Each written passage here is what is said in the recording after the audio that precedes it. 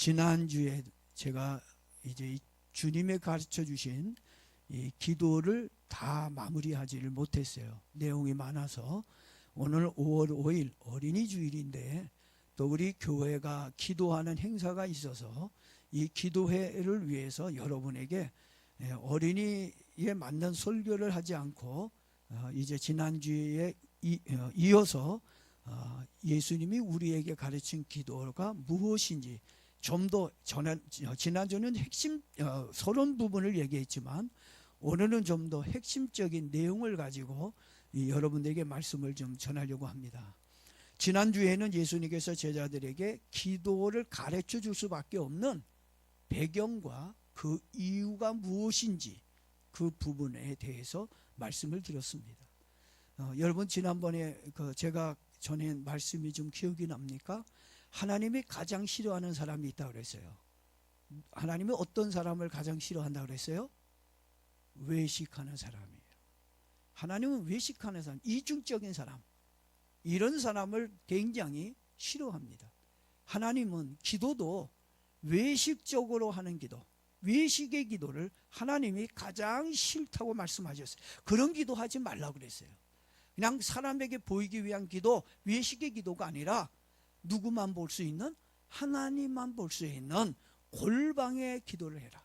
그래서 하나님은 은밀하게 보시고 은밀하게 응답하신 그 하나님께 기도하라고 말씀을 드렸습니다. 자, 이제 지난번 설교를 들으면서 여러분 은밀한 골방을 만드셨습니까? 골방이라고 하는 것 꼭 어떤 장소를 의미하는 게 아니라고 그랬어요. 내가 있는 그 자리가 골방이 되어야 된다고 그랬어요. 예배면 그 예배의 자리가 내가 하나님과 집중해서 만날 수 있는 자리. 또 집에 가면 집에서 나의 침실을 뭘로 만들어요? 하나님과 대화할 수 있는 그런 장소로 만들어야 된다. 그 장소가 어디가 됐든 상관없어요. 강이 돼도 좋고 산이 돼도 좋고 집이 돼도 좋고 학교가 돼도 좋고 회사가 돼도 좋고 우리는 꼭 골방을 여러분들이 만들며 살기를 바랍니다. 왜 골방을 만들어야 되는 이유가 있었죠? 중언부언하지 말라고. 예? 이 중언부언 한 말 또 하고 또 한 번 이렇게 목적 없이 막연하게 형식적인 기도 또는 때우기식의 기도, 이런 기도는 중언부언의 기도라고 그랬습니다. 그리고 또 우리가 왜 중언부언 기도를 하냐? 대부분이 기도할 때 믿음으로 기도하지 않아요. 하나님이 나의 기도를 들으시고 응답한다고 하는 믿음으로 기도해야 되는데 과연 될까? 내 기도에도 응답이 있을까? 이렇게 뭔가 까마귀도 아니고 까자를 좋아하는 애도 아니고 될까 말까 뭐 이런 의문점을 가지고 기도하면요, 여러분 하나님의 응답과 은혜를 믿지 못하면 우리의 기도는 자꾸 겉돌 수밖에 없어요. 중언부언 이런 기도를 할 수밖에 없다고 하는 겁니다. 그래서 예수님은 이런 여러 가지 이유로 인해 기도하는 방법을 가르쳐 주었습니다. 그래서 우리는 예수님이 가르쳐 준 기도를 기도의 표준과 모델로 삼고 기도해야 된다는 얘기예요. 신앙생활을 하게 되면 좋든 싫든 모든 교인들은 기도를 배우게 됩니다. 그렇잖아요. 교회에서 예배 시간마다 기도가 있지 않습니까? 교회를 다니면서 기도와 관계없이 살 수는 없습니다. 어떤 형태가 되었든지 기도해야 합니다. 그런데 이렇게 교회에서 예배 시간마다 만나서 이렇게 교인들이 기도하는 것을 보면서 나도 기도하고 싶은데 근데 어떻게 기도하지? 제가 처음에 교회 갔을 때 기도 잘하는 사람들 보면 존경스럽더라고요. 야, 어떻게 저렇게 기도할 수 있지? 난 기도가 생각이 안 나요. 근데 제가 처음에 다닐 때는 가정교회로 조그만 교회라 한 10명 정도가 모여서 철학 기도를 합니다. 그러면 저는 철학 기도에 참석하게 되면 꼭 그 교회는 기도하면서 돌아가면서 문제 놓고 그 사람이 기도 제목으로 기도하고 교회 놓고 나를 돌아가면서 기도하고 기도가 끝나면 돌아가면서 한 사람씩 대표 기도 같이 기도를 해요. 근데 이렇게 돌아가면서 기도하는데 제 차례가 오는데 교회 간 지 이제 얼마 안 되는 사람이 무슨 기도를 합니까? 야, 나 무슨 기도하지? 다른 사람들이 뭐 기도할 때 저는 속으로 하나님 앞에 주여 기도가 생각나게 해주세요, 기도 잘하게 해주세요. 또 누가 또 가르쳐줬어요. 기도하는 영을 달라고, 기도할 수 있도록 생각나게 해달라고, 성령으로 기도하게 해달라고 또 누가 저에게 그렇게 가르쳤어요.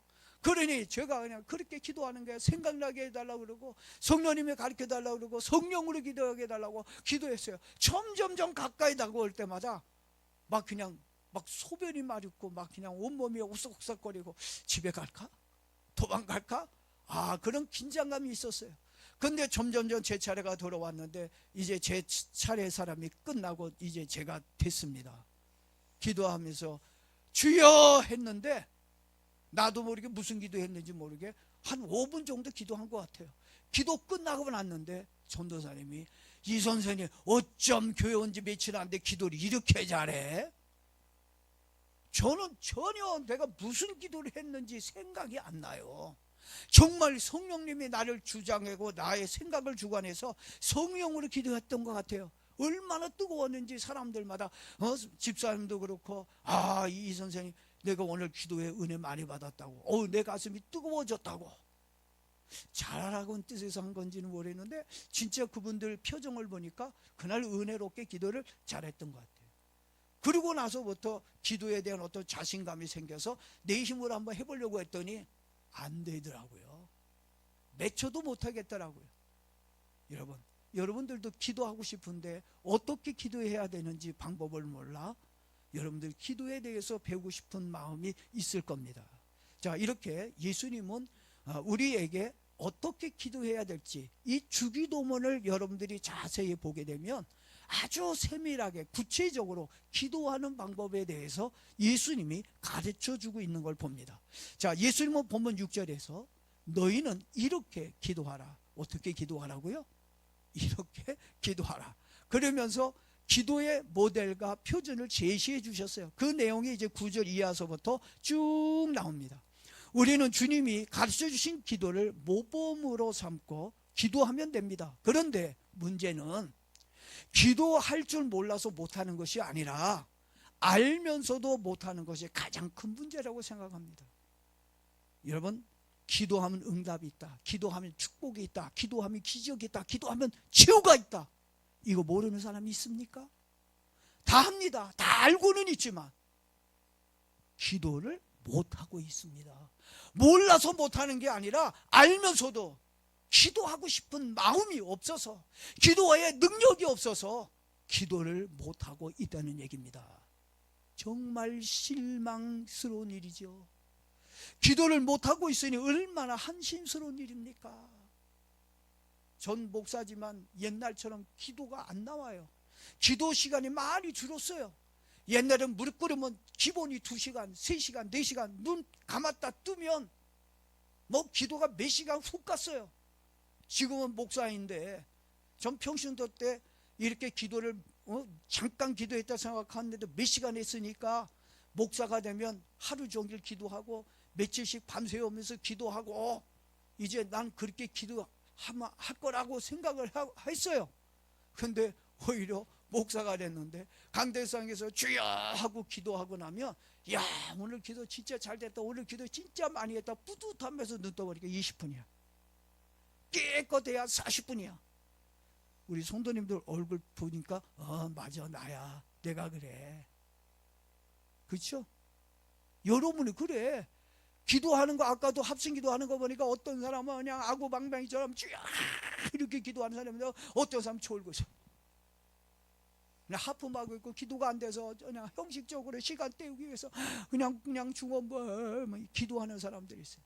여러분 얼굴에 다 그렇게 써 있어요. 나는 외식 기도하는 자입니다 라고. 네? 정말 우리가 알면서도 기도 못하는 그런 한심스러운 교인입니다. 여러분, 주기도문을 가만히 들여다보면 어떤 내용으로 기도해야 할지를 말해주고 있습니다.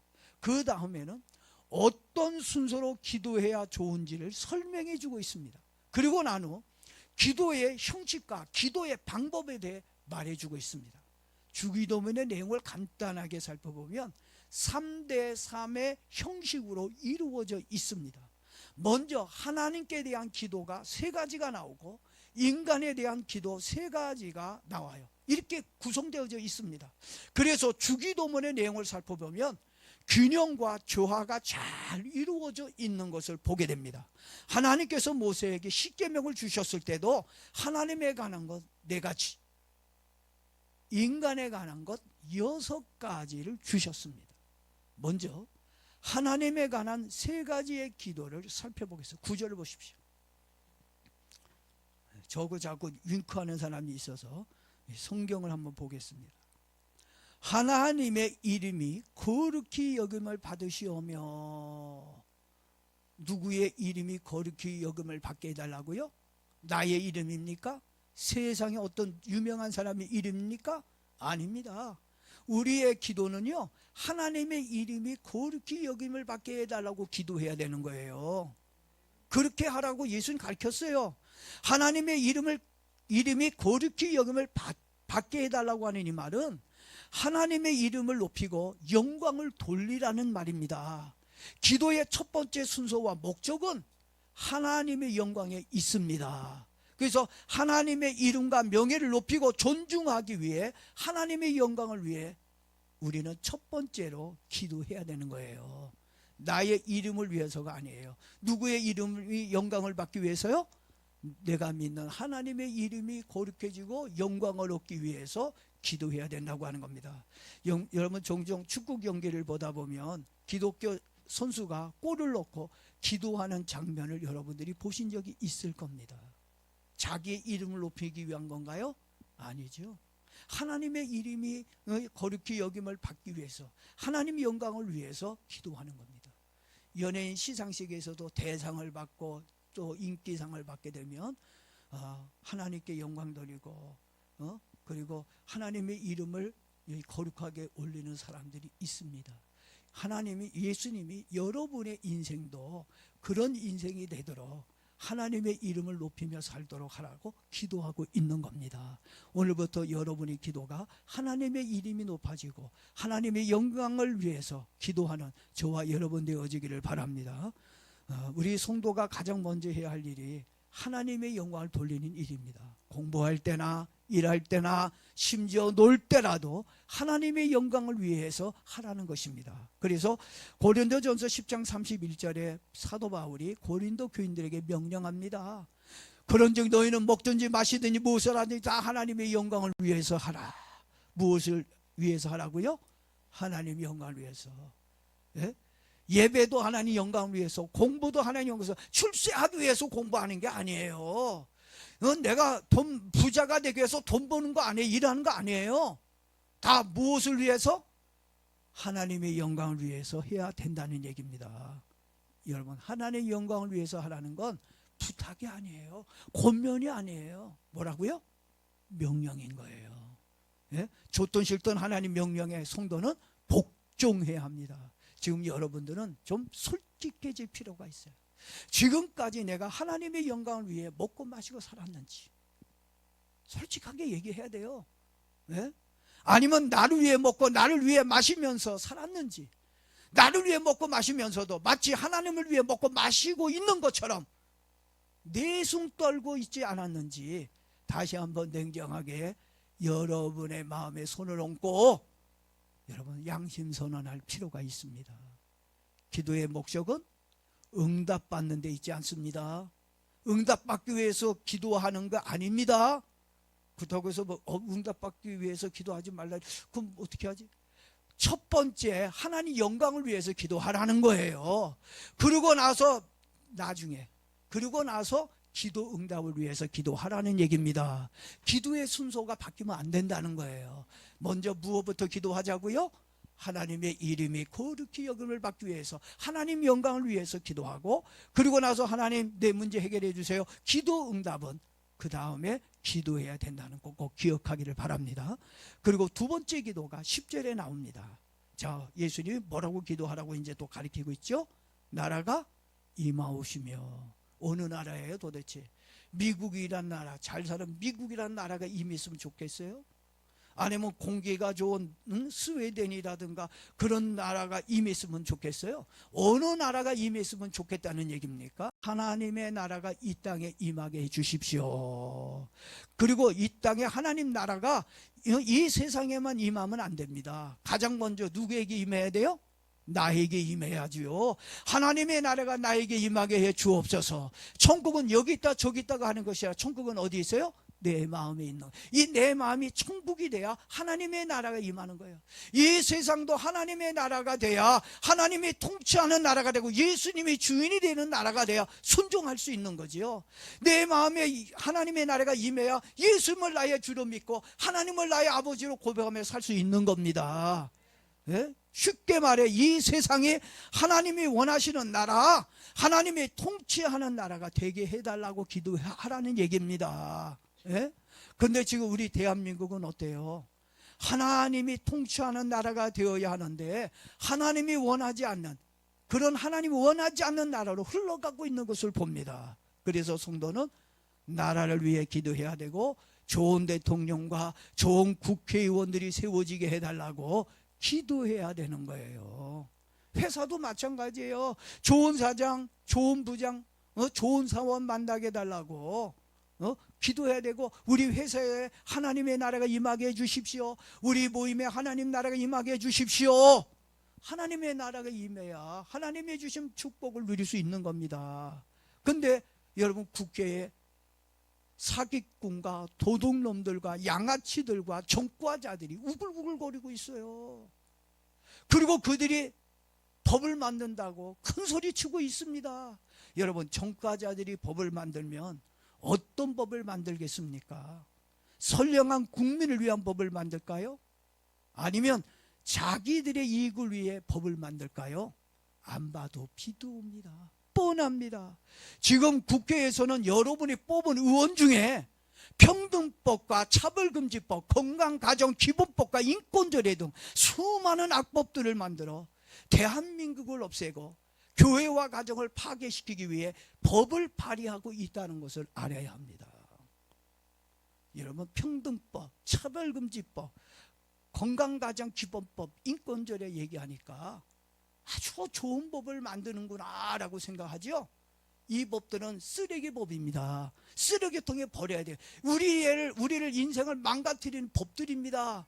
그래서 우리 예수 믿는 사람들은 이 악법과 싸워야 하고, 또 자유 대한민국과 교회와 가정을 지키기 위해 기도해야 됩니다. 이 법들이 판을 치면 안 돼요. 지금 영국에 이런 법이 들어와 가지고 영국의 교회가 처음에 모르고 이 법이 없었으니까 그냥 그래, 차별금지법, 인권조례, 그래, 그렇게 해서 법 인정했어요.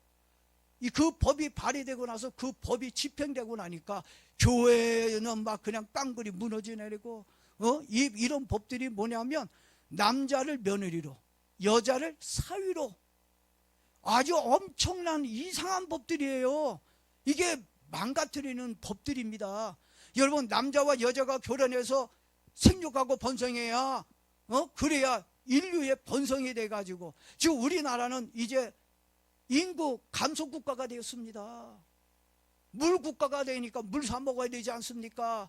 공기가 부족한 나라가 돼야 되니까 뭘 또 사 먹어야 돼요? 없는데 물 또 사 먹는 게 아니라 공기까지도 사 먹어야 돼요. 살 수 없는 나라, 살 수 없는 세상이 되어가고 있다고 얘기하고 있는 겁니다.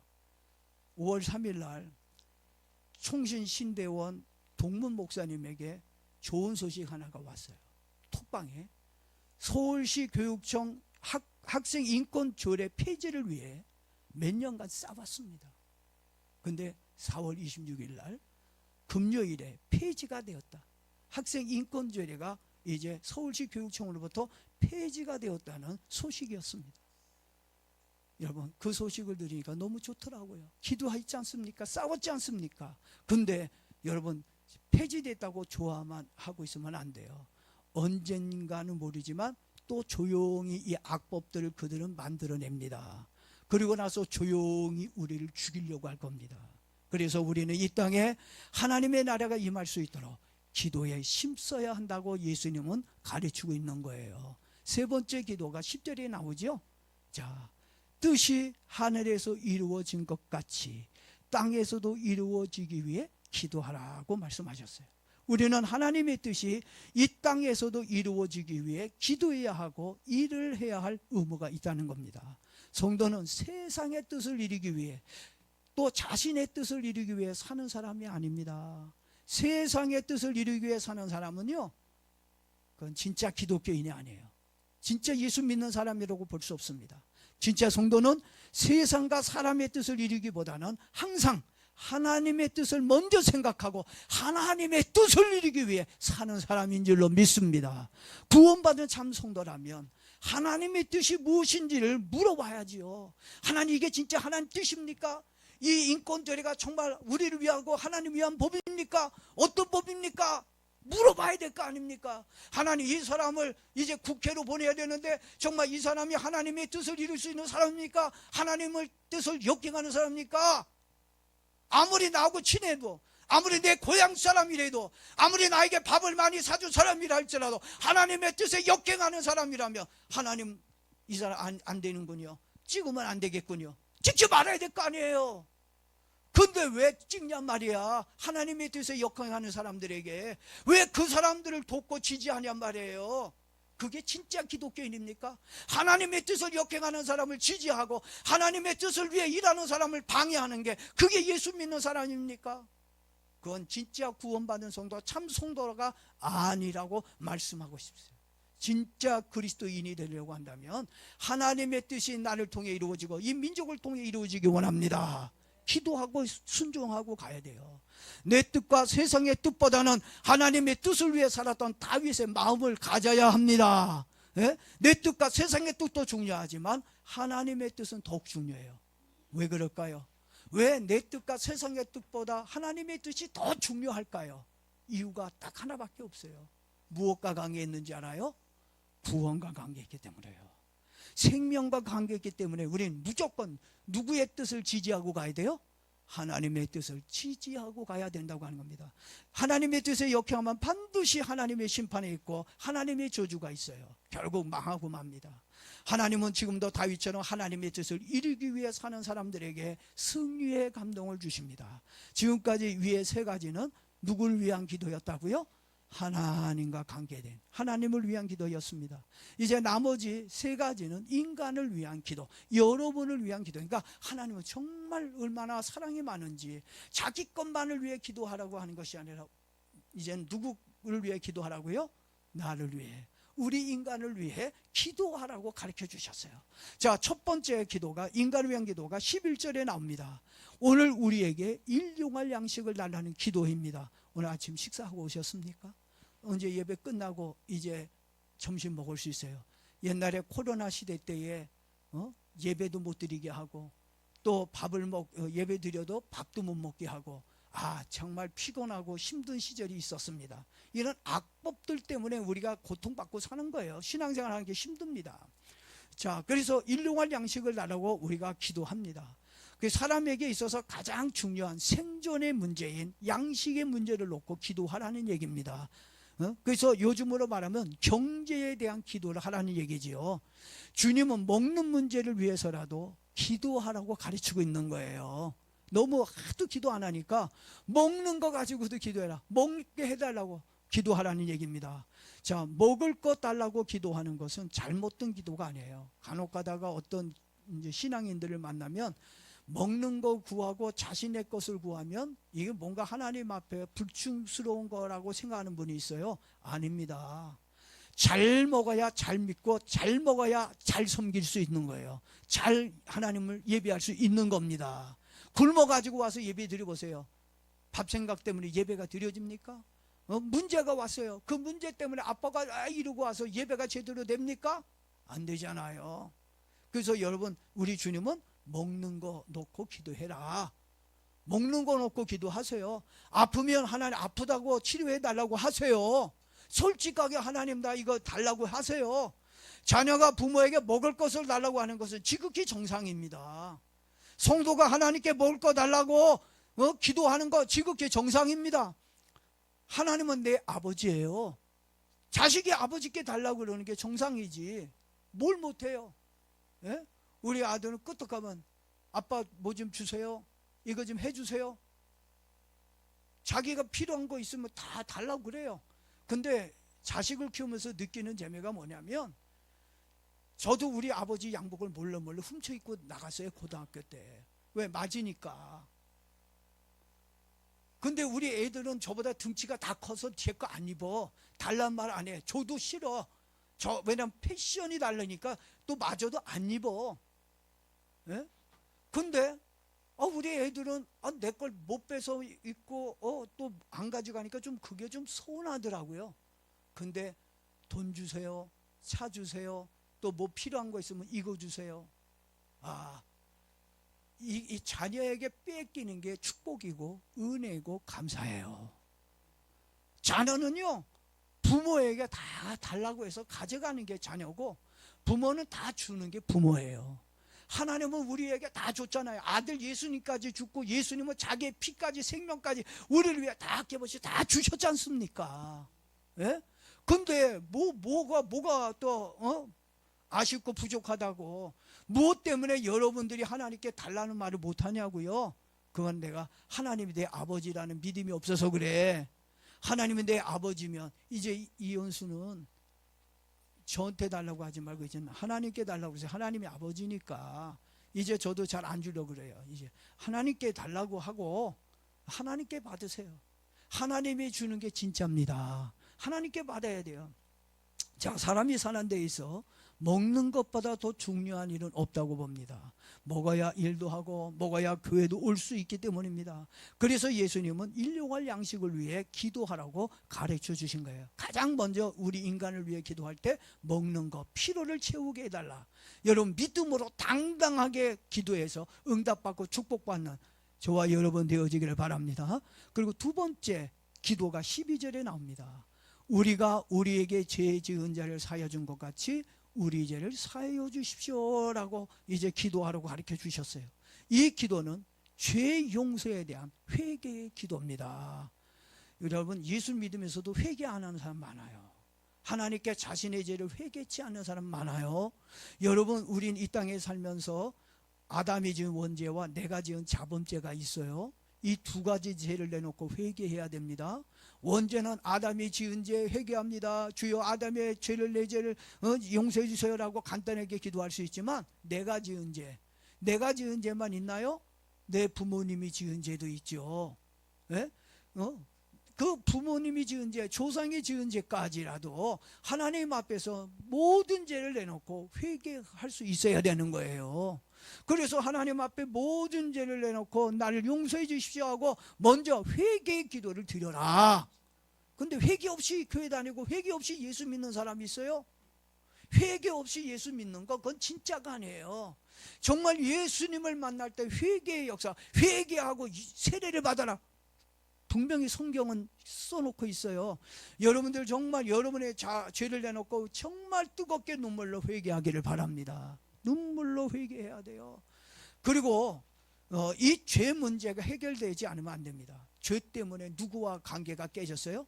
하나님과의 관계가 죄 때문에 깨진 거야. 돈 빌린 거 안 갚아서 깨진 게 아니고 하나님 앞에 죄를 지어서 하나님과의 관계가 깨지고, 인간관계도 마찬가지입니다. 인간관계도 모두 뭐 때문에 깨져요?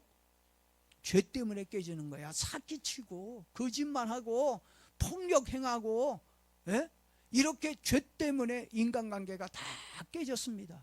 그래서 죄의 문제를 해결하기 위해 뭐 하라고요? 회개하며 기도하라는 것입니다. 죄의 문제만 잘 해결되면 좋은 관계 속에서 행복하게 살 수 있는 겁니다. 그러려면 먼저 내가 죄인임을 알아야 돼요. 따라 여러분, 나는 죄인입니다. 여러분 죄인입니다. 내가 죄인인 걸 알아야 하나님의 필요를 느끼게 되는 거예요. 배고파야 우리가 밥을 찾게 되고, 목이 말라야 물을 찾게 되는 것처럼 내가 멸망받을 죄인임을 알아야 구원자 되신 하나님을 찾게 되어지는 것입니다. 인간의 죄를 용서해 줄 수 있는 분은 오직 하나님 한 분밖에 없습니다. 인간의 멸망이 죄 때문에 왔기 때문에 죄의 문제는 이제 하나님과 해결하지 않으면 안 돼요. 그래서 죄 때문에 인간이 불행해졌습니다. 그리고 또 우리가 하나님께 죄의 용서만 받는 것이 아닙니다. 또 예수님 뭐라고 가르쳤어요? 우리가 하나님 앞에 우리의 죄를 용서해 준 것처럼 우리의 죄를 용서해 달라고 얘기합니다. 여러분, 예수의 피로 우리 죄사함 받았고 영원한 생명을 얻었습니다. 그리고 더 중요한 것은 사람은 하나님처럼 죄를 용서해 주며 살아야 한다는 거예요. 우리가 하나님께 죄의 용서를 받았어요. 회개해서. 그렇다면 이제 나에게 잘못했어요. 내가 그날 실수했어요. 내가 당신의 마음을 아프게 했어요. 미안해요. 사과해요. 용서해 주세요. 이러면 여러분 어떻게 하라고요? 용서해 줘야 된다는 얘기입니다. 근데도 나한테 와서 사과하고 용서를 비는데도 불구하고 새끼 네가 잘되나 내가 뭐냐 난 절대 눈에 흙이 들어가서 난 용서 못해 이러면은요 진짜 눈이 흙이 들어가서 죽어야 돼. 여러분들이 왜 여러분의 몸에 왜 병이 나는지 알아요? 혈기를 다스리지 못해 인간관계를 회복하지 못해서 그래서 몸에 문제가 생기는 거예요.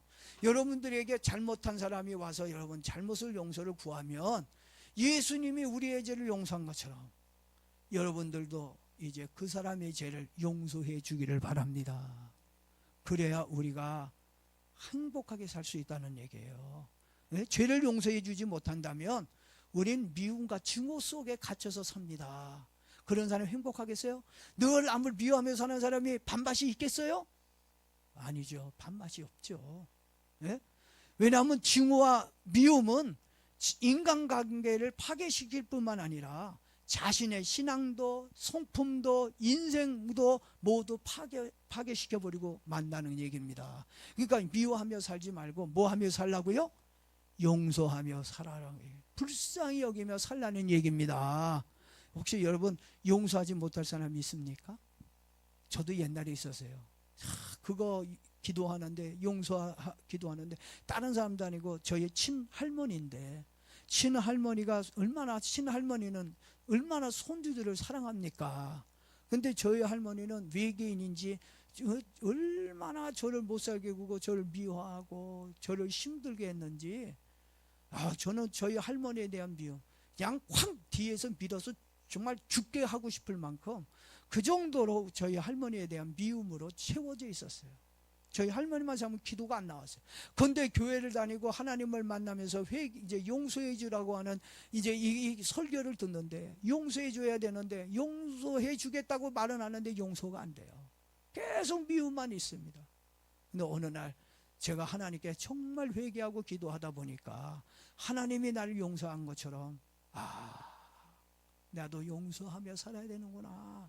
그리고 저희 할머니를 위해서 진심으로 그분이 나한테 미안해 말은 안 했지만 정말 진심으로 예수의 사랑으로 끌어안고 기도하고 눈물을 흘렸더니 이런 증오의 마음, 미움의 감정이 싹 사라지면서 밥맛도 돌고 잠도 잘하고 할머니가 옆에 있어도 맛있게 밥을 먹을 수 있게 되어졌어요.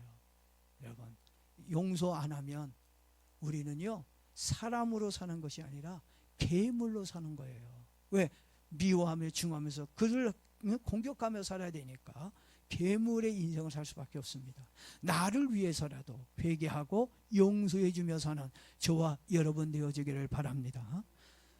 자, 그리고 이제 우리가 12절에서 이제 우리가 우리에게 죄 지은 자를 사해 준 것 같이 우리 죄를 사해 달라는 회개와 용서의 기도를 이렇게 주님께서 가르쳐 주셨습니다. 자, 그리고 세 번째입니다. 자, 세 번째 마지막 13절에 세 번째 기도가 나옵니다. 우리를 시험에 들지 않게 해주시고 다만 악에서 구해달라는 기도입니다. 우리는 시험이 많고 악한 세상에서 살고 있습니다. 하루에도 많은 시험과 악한 일들로 우리를 어떻게 힘들게 할지 몰라요. 5분의 1을 모른다 그러잖아요. 지금은 웃었는데 5분 후에 한블리 뭡니까 변호사 이 자동차 봤더니요 막 깔깔대고 가족 모임에서 막 신나서 맛있게 먹고 웃고 그냥 차 시동 걸고 간지 5분도 안 됐는데 교차로에서 다른 차가 불법으로 트럭에 쫙 가는 자기 신호 가는데 차가 없는 줄 알고 가다가 직진 차죠. 자기 신호를 맞춰서 오는 트럭이 엄청난 덤프 트럭이 지나가면서 트럭을 들이받아 버렸어요. 그러면서 그 트럭이 옆에 있는 정말 맛있게 식사하고 나온 그 차를 들이받고 또 옆에 있는 버스를 들이받고 3사람이 죽었어요. 웃음이 뭘로 바뀌어졌어요? 통곡으로 바뀌어졌습니다. 우리는 앞날을 몰라요. 그래서 뭐 하라고 그랬어요? 앞에 우리가 어떤 일이 벌어질지 모르니까 시험에 들지 않게 기도하라. 악에 빠지지 않도록 기도하라. 예? 그러니 우린 긴장감을 가지고 살아야 돼요. 근데 여러분 제가 보니까 너무 긴장감이 없어. 맨날 아무런 일이 안 일어날 것 같이 사니까 믿음이 좋은 건지 아니면 태평한 건지 모르겠지만 그냥 오늘도 그냥 무사히 옛날 운전할 때부터 그 앞에 맨날 그 어떤 소녀가 기도하면서 그게 사무엘이라고 그러는데 그 보면서 오늘 하루도 무사히 사무엘이 기도하고 있으니까 자기는 기도 안 해도 되나 봐.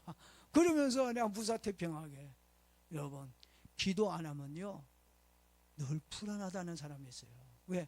내 자녀에게 무슨 일이 일어날지 내 삶에 어떤 일이 모르니까 하나님께 늘 맡기면서 기도하고, 저도 어디 갈 때 늘 어느 장소에 가든지 운동하러 가면 운동하는 자리, 또 만나서 식사하러 가면 식사하는 자리, 또 어느 집에 가면 항상 저는 가는 곳마다 가장 먼저 그 집안의 평안을 빌고 오늘도 나와에게 평안이 있기를 원하고 아무런 일이 일어나지 않기 위해서 시험에 들지 않게 기도합니다. 여러분 만나는 사람마다 시험에 들지 않게 기도하고 그 사람을 통해서 악한 일을 경험하지 않도록 기도하기를 바랍니다. 예? 그러니까 여러분이 기도하지 아니하면 이런 시험과 악한 일에 어려움을 겪을 수 있다는 얘기입니다. 그러니까 항상 뭐 하라는 거죠? 기도하라는 얘기입니다. 재림 예수님께서 오셔서 이 악한 세상을 심판하기 전까지는 우리는요 연약하기 때문에 늘 시험에 들 수밖에 없고 악한 일을 만날 수밖에 없다는 얘기입니다. 그러니까 여러분 매일같이 이런 시험이 온다고 생각하고 또 악한 일을 만나지 않기 위해서 하나님의 도움을 구하는 기도를 드리는 저와 여러분 되어지기를 바랍니다.